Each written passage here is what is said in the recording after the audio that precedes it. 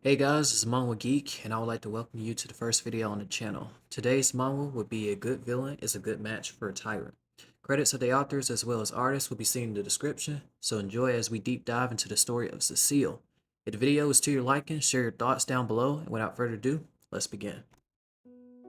The story begins with our main protagonist, Cecile. Born into the royal family of Najeon, we find that she is an illegitimate child after the passing of her mother through labor. Due to her illegitimacy, she is isolated in a secondary palace where she is raised by maids, receives no visitors, and cannot roam freely outside her residence. Her appearance, much like her father, showcases similar features such as blonde hair and emerald eyes, resulting in keeping her heritage. With books around to educate and improve her knowledge, not long would pass till political arrangements were made for Cecile to marry the king of Archaea, Estion. While anyone would see this as an honor, in Estion's case, he was known for his tyrannical reputation throughout the continent. He not only ascended the throne at the age of 16, but immediately beheaded his relatives, marking the beginning of his reign. That said, Cecile, obviously surprised by this arrangement, prepares to head off to the king's palace, though before leaving, she will briefly meet with her family for the very first time, sending their best regards and best wishes on her journey, sarcastically. On her way to the king's palace by carriage, imagining that this could be the end of her demise by the hands of Estion, instead of fear or intimidation, she placed a rebellious phase upon arrival. If I'm gonna die, I might as well go out with a bang. This, however, only intrigues Estion to come see her. Upon confrontation, despite his known nature, Cecile is taken aback by the appearance of King Estion. After meeting Estion, she is escorted to her living quarters. It's definitely much better than the secondary palace that she resided at home, so good deal. Meanwhile, in the king's office, Estion and Kane, who is the right-handed man as well as the empire's commander of knights, discuss matters of enemies that could threaten his existence. With his reputation, it wouldn't be much of a surprise for other areas throughout the lands to send spies, assassins, or use marriage tactics to take advantage and eliminate him. While Estion contemplates on this matter, Cecile indulges herself in alcohol.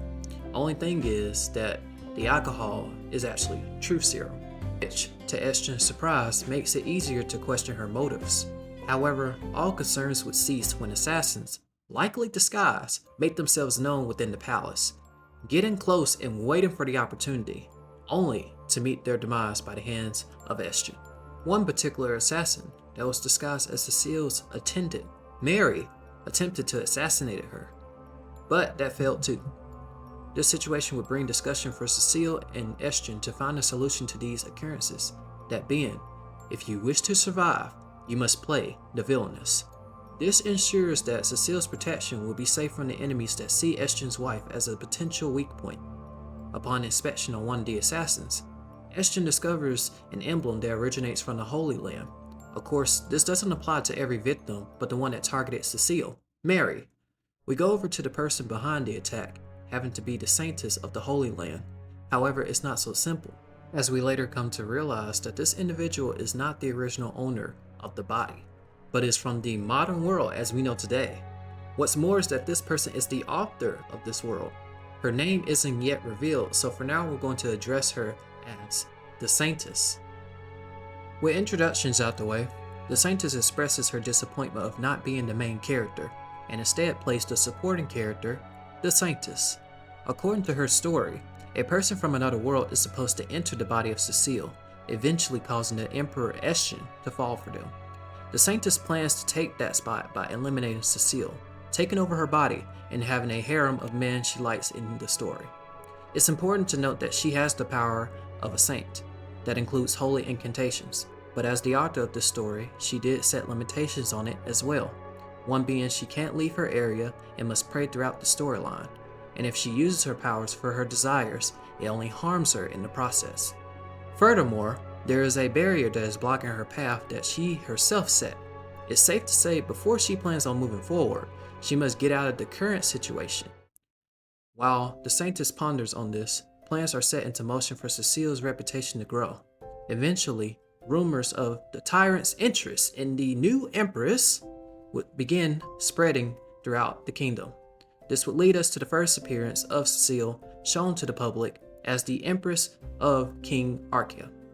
The plan is to create a first impression to the public to mark her stand as an Empress of the kingdom. With that said, Cecile decides to address Estrin while in greeting through contact. Mind you, this alone would have Estrin execute someone, so it's no surprise for the public to be taken aback. Cecile is next presented with an imperial family treasure that dates back generations. Originated from the King of Elves is the Emerald of Alad. Not only does it match the eyes of Cecile, but it is presented as a wedding ring gifted by Estrin. However, as grand of a gift this is, Cecile hurls the ring across the room, making it into a jar. Impressive skills, but jaw-dropping as the crowd realize what has been thrown was national treasure. Estrin in response picks up the ring, repeating the process, cracking it even. Then proceeds to fill every jewelry on the body of Cecile. Cecile takes a step further and demands 3 rings and new treasures that follow the current trends. It's fair to say that Cecile's display of impression was impactful to the public. Even Estrin himself is impressed, resulting in the main topic throughout the kingdom being the two, Empress and Emperor. While these events transpire, the Saintess finds a way out and begins to set her plans into motion. Whilst out and about, wondering how to infiltrate the palace, she comes across the villainess of the story, Irene Levnin. Irene is the daughter of a celebrated scholar of the Emperor, Count Levnin, her father. She has good intelligence, social circles, and is a childhood friend of Estrin. Upon hearing the rumor stating, "The crazy emperor has fallen for a crazy empress? The downfall of the empire?" that speaks on Cecile's reputation. She wants to pay a visit to Estrin to bring back his senses. With different but aligned goals, the Saintess sets her motion into becoming a servant of Irene to get close to her and continue her plan. Moving over to Cecile, you remember earlier of the incident with the Emerald of Alad, right? Well, the crack on the ring was actually a seal that holds a fairy named Alad. Having the name bestowed to him by the first elf of this world, shocked by the situation, Alad, on the other hand, goes on a 4-hour tangent. The jewel that was cracked was once purchased by Alad through a spirit contract. Having spent 1.2 thousand years decorating and paying rent within the jewel, meeting only a crack in the end, it makes sense in the view of Alad. While Cecile and Alad get acquainted, Estrin makes his way into the room. Upon seeing Alad, Estrin wonders if he should kill him. Alad, on the other hand, is astounded to see the weapon that Estrin wields. This particular weapon is called the Black Steel Blade. According to Alad, a single graze of this blade is enough to destroy one's mind and body. The origins predate back to the first age of darkness. Obtaining possession of it could end all the lives around you. Alad is once again stunned as to how it's possible a human could wield such power that should not be.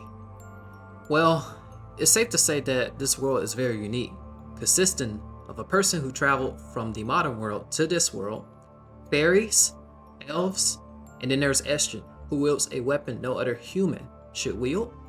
For a genre that's romance, this is pretty cool.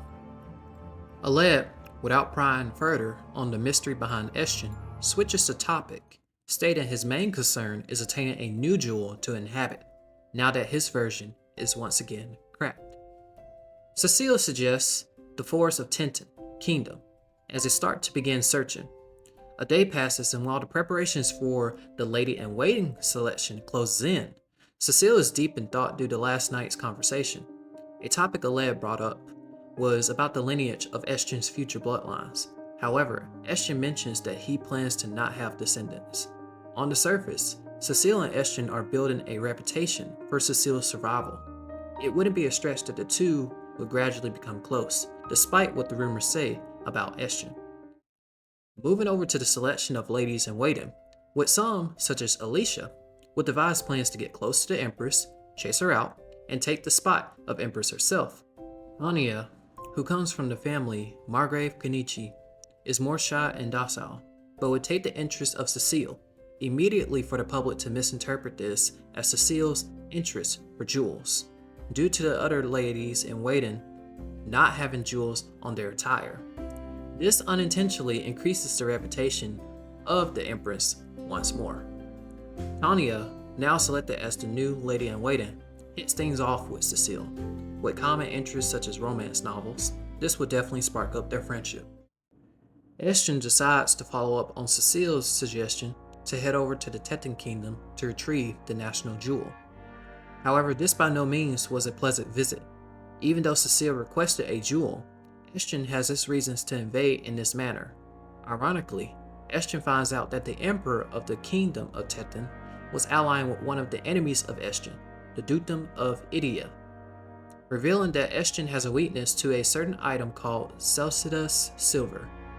The two kingdoms were planning on using this information to devise a possible future attack. Knowing this, Estion spares the Emperor, although the same could be said for the others. Right now, his only focus is retrieving what he came for, the national treasure of the Tetan Kingdom. The next morning, Irene decides to pay a visit to Estion. Not only was she turned away, but was locked up in a dungeon as a result. This action would be quite lenient due to connections of her father, Count Levnin. Upon hearing the situation with Irene, the Saintess pays a visit to bail her out. The Saintess recalls to us, as the readers, that Estion is currently not human and is working with Count Levnin to find a solution to restore him back to normal. Interesting that the Tyrant King's origin runs deep. This may explain why he was able to wield the black steel blade and possess abnormal strength. But if he is currently not human, I myself wonder what type of blood runs through him. The Saintess, while recalling events from the original story, finds an opportunity to take care of Cecile with the Egg of Redemption. The Egg of Redemption is currently in possession at the Dukedom of Idia. According to the Saintess plot, this egg is supposed to awaken near strong existences, like Estion, and upon awakening would attack Cecile. The Saintess is betting that this plan should put things to motion to restore the world. While that's going on, we head over to Aled and Estion. Aled reveals that one of the ways to wield the black steel blade is to drink Eugene Knife's blood. This particular blood originates from an extinct race named the Eugene Knife. It is said that this race had a thirst for other people's blood, not in a sense of a vampire, but more so of an urge to kill. With that said, Aled proceeds to state that consuming blood of the Eugene Knife is dangerous in itself, killing you or even turning you into a monster. Now personally for me, during this moment of the story, I figured since Estion is trying to reverse this effect of having Eugene Knife's blood, it's possible that his origins of him attaining it wasn't entirely his choice at all. What do you think? The next morning, a ceremony was to begin soon. The Dukedom of Idia discovered a relic in the ancient ruins. This relic will most likely be the Egg of Redemption the Saintess foretold. Idia is planning on offering the relic to King Estion during the ceremony. Aware that the Dukedom of Idia is participating in the ceremony, Cecile and Estion devise a plan to hurt the pride of Idia. The Dukedom of Idia is a close nation near the Empire, where Estion and Cecile reside. This nation has a reputation of being a loyal neighbor, with rumors going around mentioning that Estion grew up there during his childhood. Now, as to why they became enemies of Estion, it may lie deeper than the discovery of his weakness. Now it is time for the ceremony to begin, with Estion warning Cecile to spot anything unusual. A servant from the Dukedom of Idia steps forward to deliver the relic to Estion. As planned to hurt the pride of Idia, Estion shows his disinterest in what the servant is offering. However, Cecile points out the unusual persistence in the servant, resulting in him killed on the spot. This will reveal that the servant was a disguise, showing the real identity being the Lord of the Magic Tower, Richard. Cecile, during this moment, was protected beforehand with a cloak of magic resistance that Estion prepared. The Saintess, however, is confused at the discovery of Richard, revealing that he is the second male lead in this story, but is not supposed to appear until the second half of the story. Perhaps the Saintess' involvement in this world is altering the original storyline, creating different paths and possibilities. What do you think? Back to the Saints, Richard brings up the topic of Eugene Knife's blood, stating that he may have some knowledge that may assist Estion, should he receive a sample of his blood for research. Obviously, this was turned down. Richard then proceeds to present the egg redemption. With his goal to have Estion touch it, he launches it toward their way. Cecile decides to stand in front of the egg, shockingly causing it to react. This summons a black dragon. Mind you, it is said that the only way the egg redemption awakens is through contact of strong existences. So what does that make our protagonist Cecile? You tell me. Besides that, the dragon race is meant to be extinct, which makes this dragon that was summoned the last of its kind. Richard, elated at the situation, wishes to perform experiments on the dragon. However, the dragon known as Gargantia is not going down without a fight. Richard begins to use magic, but realizes that dragons are immune to it. A bad matchup indeed. Gargantia turns his attention over to Estion, finding him inhumane, taking the form of a human, but also a worthy adversary.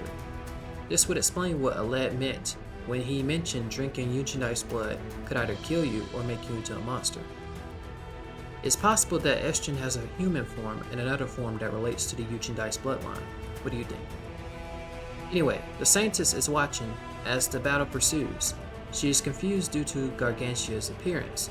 Originally, Gargantia was supposed to appear as the final boss of the story, resulting in his defeat by the power of love. Very classic. I like it. The summoning from the Egg Redemption was supposed to be a phoenix going berserk, attacking Cecile. That said, the Saintess recalls a part that was played that defeated Gargantia, that being the Saintess involving herself through sacrifice in the original story. While deep in thought, Gargantia finds the Saintess peculiar and goes for the kill, with Cain having to step in to save her in the nick of time. Estion and Gargantia begin their battle. Although he can be knocked down, not even the black steel blade can leave a mark on Gargantia. Estion is contemplating whether he should use the Eugenite's power, but this comes with great risk of turning everything into a wasteland. With everyone caught in it, ultimately, Estion decides to stay in his current state. While the battle continues, Tanya is confronted by Gargantia, and while usually we would believe she would be in trouble, we quickly realize that this lady-in-waiting is no pushover when it comes to strength. Shocking everyone and beating on Gargantia, it's recalled that her mother, Margrave Kanish, is known throughout her land to have tremendous strength, along with a prowess for martial arts. It's no surprise that the traits are passed along to her daughter as well. While Tanya and everyone continues to hold off Gargantia, Cecile, on the other hand, discovers a book named I Raised a Dragon One Day that's supposed to reveal how to seal a dragon. It just so happens to have an incantation that's long forgotten to restrain Gargantia. But what's weird about this book is that it plays out the exact events that's currently happening. This brings confusion as Cecile recalls receiving this book from someone that she can't remember from her past. Well, with no time to lose, Cecile makes way to the area where Estion is located. With everyone fending off Gargantia, the Saintess decides that this will be the perfect time to use her divine powers on Gargantia. However, one of his skills is Infinity Repeat Restoration, allowing the user to maintain their best state for battling. With everyone on their last leg, Cecile arrives and begins to recite the Dragon Lord's incantation. This succeeds in restraining Gargantia, and the Saintess comes in to deliver the final blow that was able to reduce the size of Gargantia as well as suppress him. Gargantia is stunned as to how Cecile was able to know of the incantation, for it is revealed that the Dragon Lord that once lived back during the Dark Age was the mother of Gargantia, which is why Gargantia is known as the last dragon. With the battle concluding, questions would circle around Cecile and how she knew the steps to restrain Gargantia. She recalls the book was given to her by the Navathon Vila maids that took care of her during childhood, but doesn't seem to remember who they were. Cain, who has recovered from the recent events, recalls being saved by a servant of Irene and begins to wonder her whereabouts. The Saintess, of course, we're talking about. Speaking of, the Saintess is currently residing in Irene's residence. During recovery, she noticed that her divine powers diminished after the battle. Rumors began to spread in other lands about the recent battle that took place between everyone and Gargantia. One particular individual, Princess Juliana is making plans on visiting the kingdom of Archaea. Upon hearing this, Estion and Cain begin their discussion on the matter. Juliana comes from the Rose of Aswan, and upon revealing the land being allies of the Dukedom of Idia, Estion deduces that Juliana is sent by the Rose of Aswan to marry him. With nations that are allies with the Dukedom of Idia, most would know of Estion's Yunjin blood trait, and would either send assassins to eliminate him, as seen in the beginning of the video, or send potential wives to marry him in order to create new bloodlines. Soon, the arrival of Princess Juliana would be held at the banquet hall. Estion would decide not to inform Cecile about Juliana's arrival due to her unique power to enchant others into seeing her as beautiful. Indeed, she is no ordinary princess. Before Estion leaves to greet the princess, he presents Cecile the option to select what she would like from the treasury. The lists are as follows: instruments from the 4th age, a table set that automatically brews tea whilst making cakes seated, and 120 rolls of silks, handmade by fairies, with one of them equivalent to a mansion's price. While Cecile enjoys her gifts, she overheard the maids discussing matters that relate to Estion's behavior towards Cecile regarding the treasury. She proceeds to state that the most beautiful woman in the continent is at the banquet hall where Estion is located at. Annoyed, Cecile prepares to make way to the banquet hall, but before leaving, she decides to change it to one of her silks from the treasury known as the Weavers of Delphi. Moving over to the banquet hall, Juliana's enchantment is proceeding smoothly, receiving compliments and praises from everyone except Estion. This could be due to the Yunjin blood. However, upon Cecile's arrival, her presence was able to completely negate the effects that were used on everyone in the presence of Juliana. Cecile expresses her jealousy of not being informed of the meeting, and possibly thinks that Estion was really interested in Juliana. He's not. Juliana is confused that her power, received by a sorceress, were negated completely. Later on that day, both Cecile and Estion witness her true motives for coming to Archaea behind the scenes. That said, Cecile decides to develop a plan to invite Juliana over for tea. To make a stance, Cecile has Gargantia accompany her to intimidate Juliana. However, even with this, she shows no signs of backing down. Moving over to Irene's residence, it's been 2 weeks since the incident of Gargantia. The Saintess recalls that a war will eventually take place in Idia. Because of the Yunjin blood, Estion is in a constant state of suppression, warding off the thirst for blood. If things play out in the original plot, he won't be able to control his suppressed state, resulting in going berserk. The Saintess' original goal so far was to take Cecile's body, become the main character, and have a harem. But now it's slightly changed to saving Estion for this upcoming event as a reason for taking over Cecile's body. Alright, we'll see how that goes. Meanwhile, a research seminar is taking place. Juliana, Irene, and the other noble ladies are attending. In short, this event is another way of socializing that is similar to that of a tea party.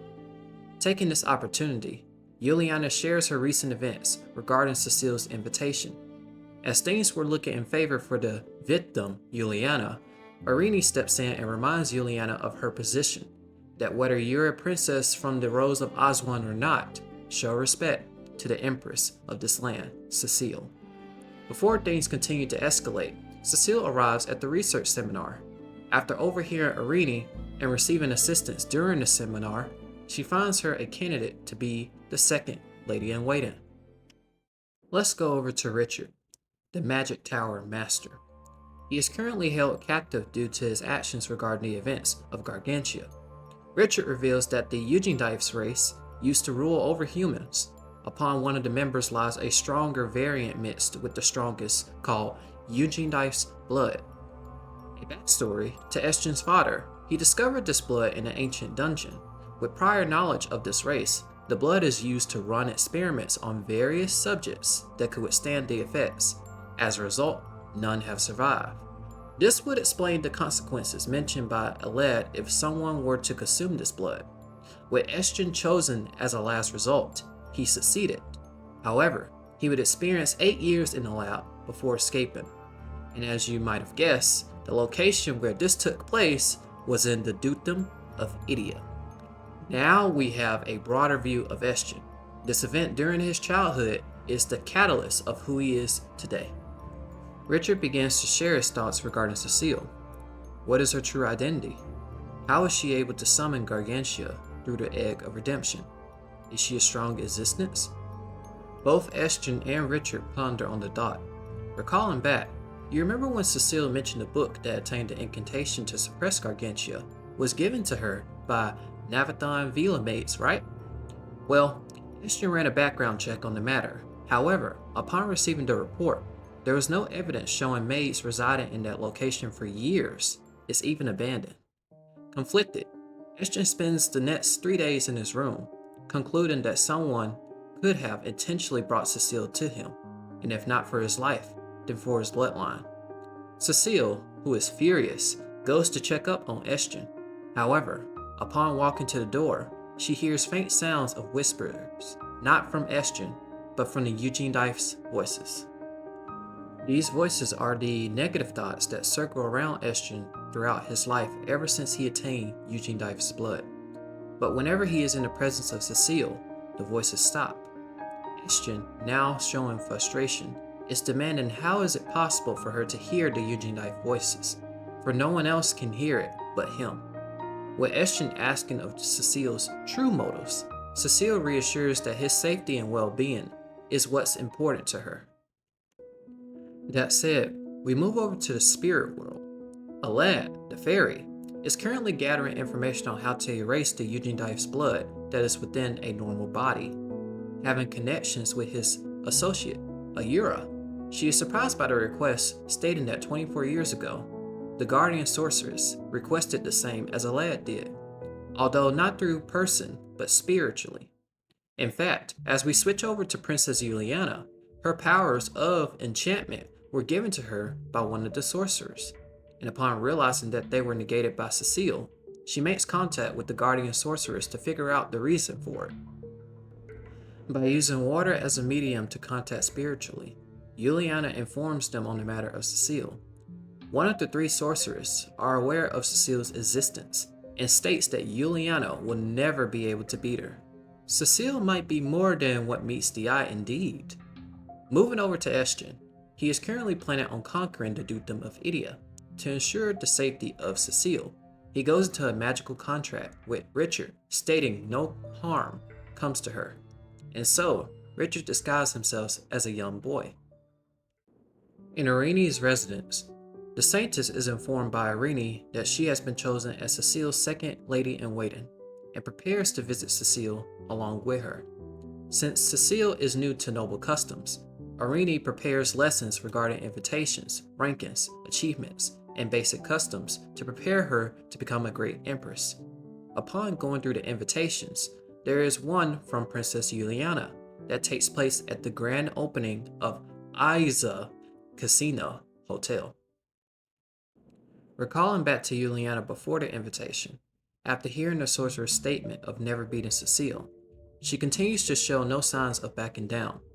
Eventually, Juliana receives an invite meeting from a noblewoman named Kalia, accompanied by her associates, Ari and Karin. The 3 support her cause to become the Empress, that should she succeed, request to be selected as ladies-in-waiting. Using the grand opening of Aiza Casino Hotel as an opportunity, they plan to invite Cecile to compete in favor of the public audience. Now in the present, with Cecile accepting the invitation, this would excite the public to have an audience with her, with countries attending to get in good graces, while also avoiding invasion. The day of the meetup is held at the grand opening. With Princess Juliana there at the scene, the Empress Cecile makes her appearance known, coming in not by carriage, but by a legendary Pegasus, along with wielding a scepter named the Regalia, that represents an emperor's authority.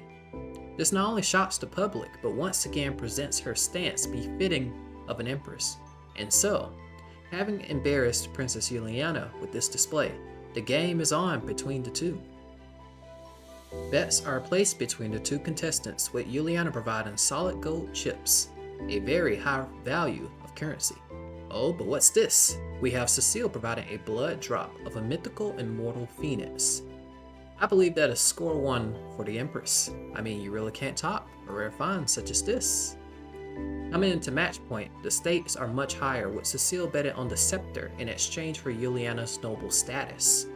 The outcome will be decided in a game of dice. If Cecile were to lose, Juliana's reputation would not only increase, but will wield authority that's on the level of the Emperor. However, if Juliana were to lose, her status not only as a noble, but as a princess would be stripped away. With the stakes on the line, let the roll dice begin. And the result shows that Cecile is the winner. With the battle concluding, another one ensues within Idia. Estienne is making way over to the Archduke Paris castle. With obstacles out of the way, his only target is this man, but why, you may ask? As young as he looks, he is actually 80 years old. Not only is he behind the women that were sent to bear a new bloodline with Estienne, excluding Cecile, he is also the mastermind behind the experiments of Eugene Dive's blood that made Estienne who he is today. With Estienne looking to finish him off, Paris had a countermeasure. Recalling back to the Battle of Gargantia, we know that Estienne has two forms, one that we see currently, and the other that represents Eugene Dive's blood. Knowing that the Eugene Dive's trait craves the thirst for blood, as seen with the voices within Estienne, this would be more of a disadvantage of controlling for oneself. Aiming for that, Paris prepares a trap to draw out Estienne's other form. This will make the situation dire to not only the area, but Estienne as well. While this goes on, Cecile, after the battle with Juliana, is currently cleaning the palace. She stumbles across the jewel a lad is residing in. A lad comes out, asking the whereabouts of Estienne, and prepares to make way over to Idia. Opening up a portal, before entering, suddenly, a hand stretches out. Yes, a literal hand pushes Cecile inside the portal that was leading to Idia. Although the destination was set, it appears that she ends up at a library, though this is far from an ordinary one. The person that oversees the library is an ancestor to Gargantia, the ghost of the Dragon Lord. The library itself holds alternate worlds within each book that showcase different endings, with its main characters also being Cecile and Estienne. And while Cecile finds one of the books amusing, upon reading her death, it becomes clear that every book in the library ends the same way, with Cecile's death following along with Estienne going berserk, resulting in his death as well. The Dragon Lord mentions that she wasn't the one that brought Cecile here, but it was possibly the Grand Sorceress. Of course, Cecile at this point is brimming with questions. However, even if they were answered, upon leaving the library, she won't remember them. With the Dragon Lord sending Cecile back to her current world, specifically Idia, where Estienne is, the Dragon Lord mentions that Cecile is the last, meaning that Cecile that hasn't experienced the end of her story is currently the last remaining one that hasn't experienced it. The Dragon Lord has attempted many times to save her dragonkin from going extinct, but it resulted in failure. And although she thinks this version of Cecile would do the same, she uses up her remaining power to send her to Estienne. Upon fading, she reveals a shocking truth of the Grand Sorceress being the mother of Cecile. That said, the scene shows that Cecile was transported to Idia. She arrives, and upon viewing the battlefield, a formless black cloud reveals to be the true form of Estienne. Having no control, the voices inside are attempted to take over to eliminate Cecile. However, Cecile is saved just in time by the help of Richard, Gargantia, Alad, and Tanya. While trying to find a way to restore Estienne, a book appears in front of Cecile informing the requirements to save Estienne, that being the scepter and everyone that is currently present. This message came from 999 million Ceciles that originally failed in their world, but entrusted the last Cecile to finish and rescue Estienne. With victory assured by the courage of Cecile to save Estienne, meanwhile, the Saintess is currently drinking at a bar. After the results of the rescue, she is confused due to the story steer into a different path. Drinking her sorrows away, Kane arrives, eventually finding her. The Saintess ends up making a move on Kane, but before things escalate, she ends up sleeping. The next morning, the Saintess wakes up in Irini's residence, where Irini is getting ready to pack things. After the recent battle, Cecile and Estrin decide to go on vacation to Lake City Stoa, top tourist spot in a land known for its fruit. Upon getting ready, the Saintess noticed a note from Kane stating, "I will claim my payment for taking my first kiss." While this goes on, far away in a distant land located east within the Dark Empire, the prince known as Ryuan is requested to kidnap the Empress known as Cecile. With Prince Ryuan making his way to Stoa, Cecile and Estrin are enjoying themselves in the Emperor's villa. Prince Ryuan, upon arriving, sets his sights on Cecile. His reasoning lies with information regarding Cecile as the Inn. This could possibly relate to the last, since it's similar. While this goes on, we have another unexpected appearance within Stoa, that being Juliana. To give an update on her, after the battle between Cecile and Juliana, she went missing.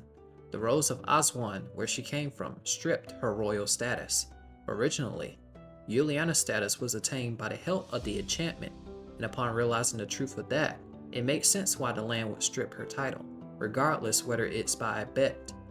Moving to the present, Juliana is furious at how things turned out. Suddenly, a book named How to Get Rid of Cecile would appear in front of Juliana. While this goes on, Cecile wishes to go to Maggie's pie store. However, this area would be closed due to monsters appearing in the woods. Cecile and Estrin will decide to assist the owner in disguise to help root out the cause. As they went into the woods, Cecile would stumble across a book that talks about the effects of eating fruit from the world tree. This world tree is the beginning of it all. Its whereabouts are unknown. It said if you eat a fruit from it, you'll be cured of all and live eternally. The ingredient that is needed for Maggie's pie store are golden apples. While retrieving them, Ryuan continues to observe, determined to capture Cecile at any cost. As time passes, the couple returns and assists the shop to make apple pie. A comedic moment would happen as their disguises unveil upon helping, but overall, Cecile can have a taste of Maggie's delicious pie. With the Saintess in Stoa, she is enjoying the food, complimenting her idea of writing it within the story. Unexpectedly, her followers that were at the introduction during the beginning of the story found her. This is also the part where she reveals to us that her name is now known as Saintess Kim. With that said, we move over to Cecile and Estrin. They are preparing to go to the night festival. With Prince Ryuan lurking around, he tests Estrin's field of view, concluding that the opportunity for him to capture Cecile would be during this festival. At the villa, Tanya and Gargantia are holding down the fort. The two have become good friends lately. Tanya wishes to go see an idol perform at the festival. Gargantia agrees, and upon leaving, Gargantia reveals to us that he has a human form. Juliana is currently planning her next scheme, following the instructions off the book. The requirements are strand of DNA and fire residue. She plans to use this on Stoa's last day of fireworks, at its peak. While Irini and Richard, disguised as a boy, are enjoying the festival, Tanya is enjoying her time seeing her idol, Hurton, perform on stage. Though rumors will begin to circulate about taking advantage of Tanya due to her reputation of being lady-in-waiting. One of the individuals that sought to take action is the idol Hurton himself, though that plan would soon catch wind. While Hurton begins to speak to Tanya, he is cut short by Gargantia's human form. With Hurton and his associates planning to jump him, the result is clear of who is the winner. Mind you, Tanya is unaware that Gargantia has a human form, so while she thinks this person is beautiful, Gargantia reveals himself that he is him.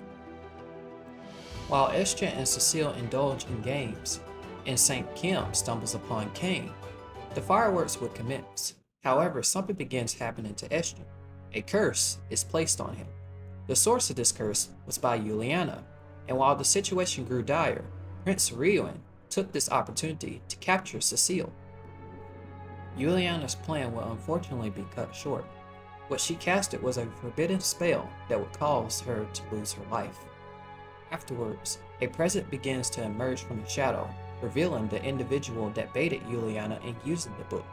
What's shocking about this person is that the appearance resembles much like Cecile, except instead of gold hair, it's scarlet. Estion would soon track where the curse was placed on him, leading him to the unknown figure. Attempting to stop her, Estion instead was held in place, with the person disappearing afterwards. While this is going on, the Prince Ryuan makes his way along with the Empress Cecile. After gaining some distance, the prince began to explain his reasoning for her capture. The Ender is what is described of Cecile. Ryuan sources state that the Ender appears as the last one standing at the end of every story. Cecile, in this current world, will face its last stand. This brings us back to the Dragon Lord that refers to Cecile as the last.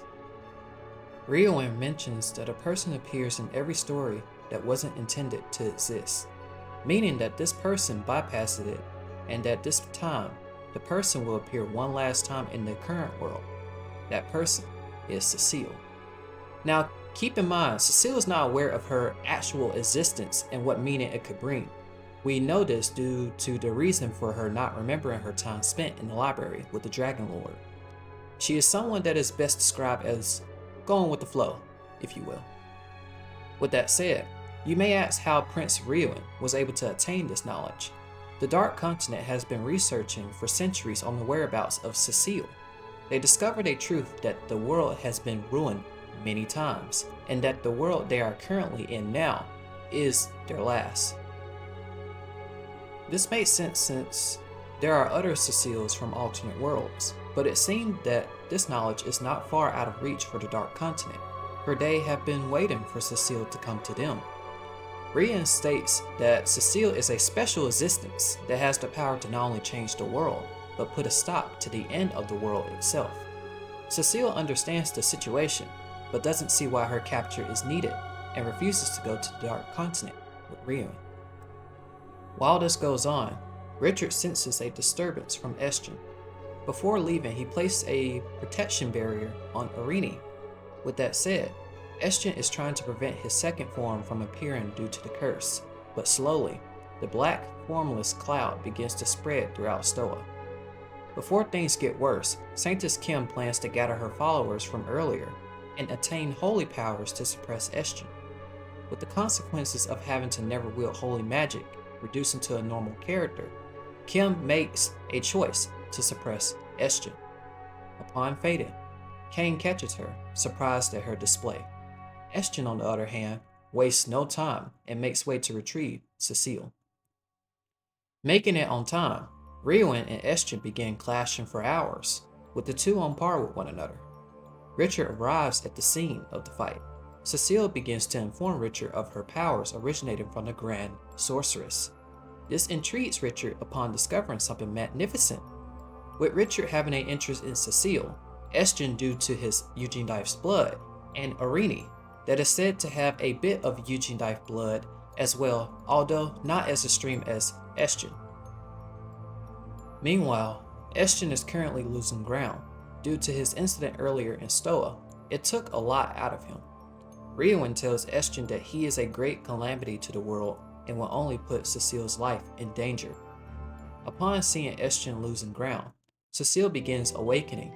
A voice calls out to her to stop, but Cecile, not backing down, wishes to see this through.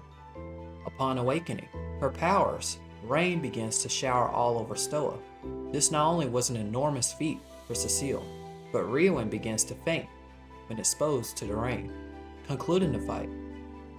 Although victory is assured, Cecile begins to faint due to using her powers, and proceeds to fade away. Don't worry, we'll get more into that. We move over to the realm of the sorcerers. They discuss the recent events of Cecile's awakening. Originally, this power was restricted by her mother, the Grand Sorceress, in order for her to live an ordinary life, rather than being chosen as an heir. The sorcerers continue discussing Cecile's mother, mentioning that Cecile was sealed in a world that was failing. This feat had its drawbacks, as it required the Grand Sorceress to use all of her power. By the way, the Guardian Sorcerers that you see discussing are actually the maids that raised her shown in the beginning of the story. This makes sense, since Estrin was not able to find a trace of the Vila maids that raised Cecile.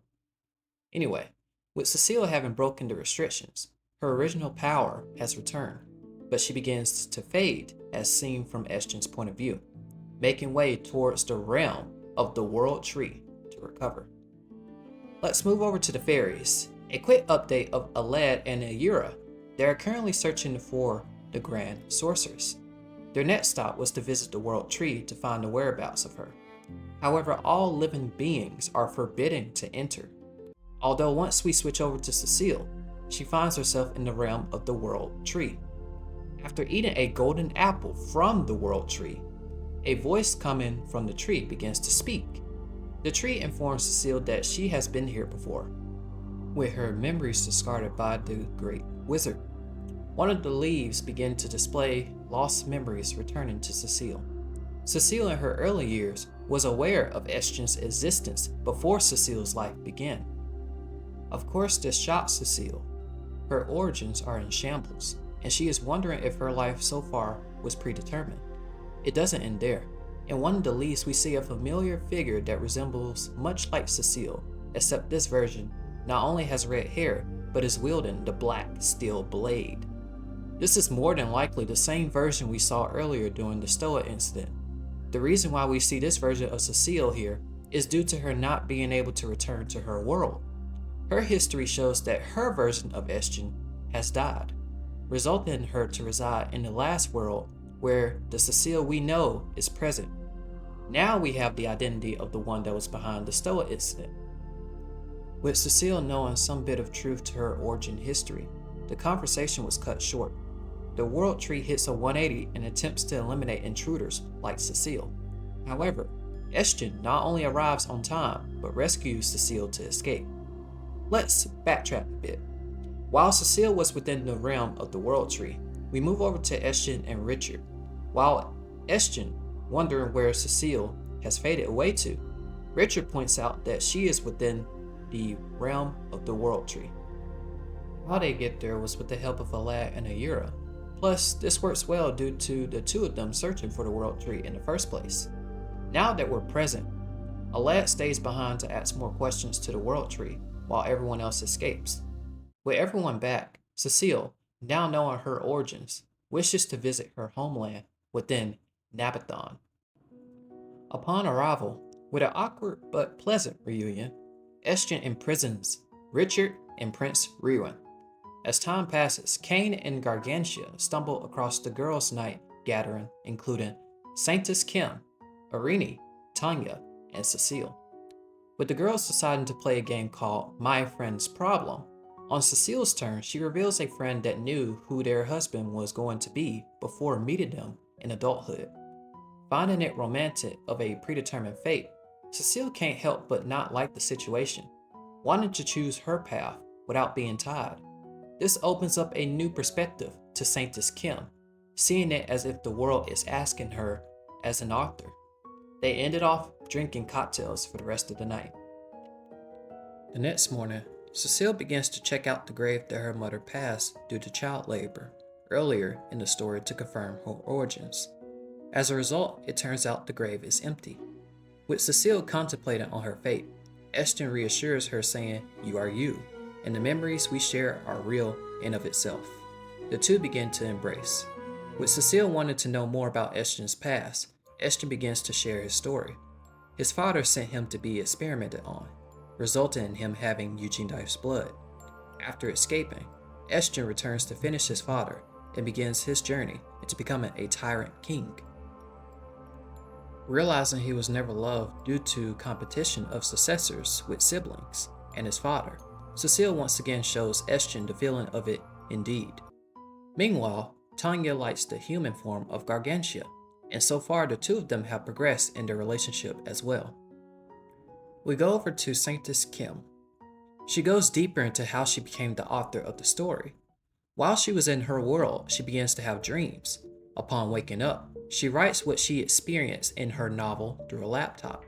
The dream continues and starts off pleasant, but eventually ends in a crisis. So while the dream ends in itself, Kim decides to prevent the crisis from happening.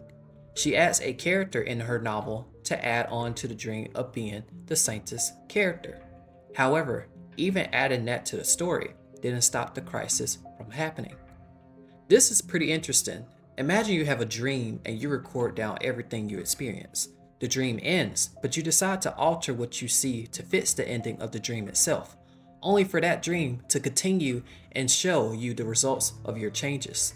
That is a powerful feat in itself. But anyway, because of Kim's failed attempt to fix the ending of the dream, the story itself is left unfinished. This explains why Kim claims to be the author of this world. However, the events throughout the story show different experiences than what Kim witnessed in her dream. This will make her confused as to what the future holds for the world. But the real question comes to mind as to why she was transported to this world in the first place. Let's get an update on things. Cecile returns back to the Empire from Najeon. Richard, still in disguise, is with Irene for the time being. Tanya returns to her homeland to think on her feelings regarding to Gargantia. And finally, a lad, after receiving information from the World Tree, begins to make way to share what he learned. With Prince Riwen's release, a red beam is seen through the sky, wondering if this is the sign of the beginning or the end. The Grim Reaper. With Richard, Estjen, Cecile, and Riwen present, a lad arrives to share what he learns from the World Tree. Cecile is the daughter of the Grand Sorceress. In each world, they live in different forms. Estjen and previous world have brought the end of them, and would possibly repeat them in this world. Cecile currently cannot use her powers due to suppression. The guardian sorcerers that have raised Cecile have risked their lives in doing so. Finally, it is now known that there is an outsider in this world, Saintess Kim. With everything summed up by a lad, the group is now informed of what was shared with the World Tree. As time passes, Kim and Kane are out on a dinner date. Kane reveals to Kim that there is an outsider in this world and that Estjen wants to bring them to them. Of course, this shocks Kim in the process. Ayura is currently polishing her gem she received upon assisting a lad. However, the old major, a possible higher-up, is wondering the whereabouts of it due to it having Eugene Dife's blood scent on it. Because of the history between fairies and Eugene Dife, it is a duty to report any traces of Eugene Dife's blood to the spirit world. While this goes on, far away between the land borders of Teton and Archaea, a war is being plotted. Enemies of Estjen are gathered here, wielding weapons that have Celsius silver, a weakness to Estjen. The hooded figure we see is attempting to revive the Dragon Lord, with the goal to burn everything in this world to make it fall. This person is possibly Cecile from the Fallen World. The next morning, a declaration of war was sent to Estjen from the Alliance of Empires. But what Estjen doesn't know is that this is bait for him to fall into Scarlet Cecile's hands. Before heading off, Cecile and Estjen begin discussing the future. Estjen is worried that the child he would have with Cecile will grow up into a monster due to the Eugene Dife's blood. However, Cecile reassures that won't be the case. Before Kane heads off with Estjen, he gives Saintess Kim a kiss and a farewell. Tanya, back at home, is fending off monsters that invaded her territory. Gargantia appears to save her, but also wonders why she left without a word. Tanya is confused as to why Gargantia is here, but Gargantia informs her that a contract was made with Tanya, stating he won't notice anything but her, so he is always linked to her if she is ever in danger. This reveals more feeling towards Tanya, and with that said, the two kiss, accepting each other. This moment was soon cut short when Gargantia caught a glimpse of his mother passing by, possibly the Dragon Lord that was revived by Scarlet Cecile. With that said, the two begin to follow trail. Meanwhile, Cecile and Richard return to the palace together, where the old major is wondering about the whereabouts of Estjen due to the Eugene Dife's blood. Cecile, while wielding the scepter, begins to whack him down. Kim, during this time, is residing in Irini's residence. Irini answers the door to see a priest looking for the whereabouts of the saintess, revealing the identity of the servant Kim actually being the holy saint. Kim, during this time, receives a pop-up message asking if she would like to assist Cecile with the world that is about to perish. With the answer being yes, the story is beginning to make way. Moving over to Estion, upon arriving at the scene where the battle would take place, this turned out to be bait as Scarlet Cecile and the Dragon Lord revealed themselves on the scene. The soldiers that were going to participate in battling Estion turned out to be used as bait to lure Estion in. Moving back over to Cecile, whilst whacking the Major, the first Cecile in the spirit of hands appears. This is the first version of Cecile from the first world upon meeting with the current version for the last world. While in spirit, she trusts that this last version of herself will succeed in saving Estion. Now vowing to return victorious, the first Cecile restores Cecile's power, memories, and grants her the ability to open a gateway to where the battle Estion is currently residing in. Now with the preparations complete, the first Cecile wishes her the best, and the real battle begins. Going over to Estion, he is currently on his last leg struggling to fight the Dragon Lord, that is, until Cecile arrives. Scarlet Cecile is surprised that Cecile has regained her powers. Gargantia along with Tanya arrive at the scene, shocked to find the Dragon Lord. Although the Dragon Lord is currently under control by Scarlet Cecile since she summoned her. Before the battle begins, the first Cecile informs Cecile that you would need the help of the great magician, Richard, the head spirit, Alad, and the foreigner, the Saintess Kim. And so upon having her original powers, Cecile summons them. The mystery behind the identity of Saintess Kim is now known in the group of being the author, although limited due to her dreaming and writing it down as she went, not from scratch. Cecile is shocked as well as the rest, but accepts that the world is like a novel, because this is her type of genre. Scarlet Cecile, upon hearing, doesn't care on such matters. If she can't return to her world, then why should this world continue? Initiating the battle, Scarlet goes in for the strike on Cecile, but Estion steps in to take the blow, protecting her in the process. Although Cecile is currently receiving powers from the first Cecile, it begins to fade due to interference from Scarlet. Scarlet Cecile hoped that Cecile would have died by either Gargantia, Alad, Richard, or Kim. That even if this world played different events, the result would be the same. Before things went further, Estion begins to awaken his powers and drives his sword towards her. I don't know why he said Kalia, could be due to mistranslations, but I know that she is a Cecile from another world. Perhaps her name, maybe. Who knows? With Scarlet defeated, the Dragon Lord has regained senses and entrusts this world upon Gargantia. Because Estion exerted too much power, he is now on the verge of destroying himself. Cecile plans to use all her magic with the help of all the Ceciles that were before her. Power builds up, but Cecile finds herself in a void, and there she meets her mother, the Grand Sorceress. She explains the reason why her power was sealed. When the first Cecile died for the very first time, in order to save her, the Grand Sorceress traveled back in time repeatedly.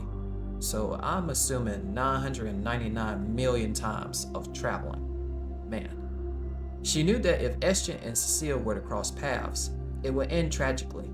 So to take measures, she set up obstacles to prevent them from meeting.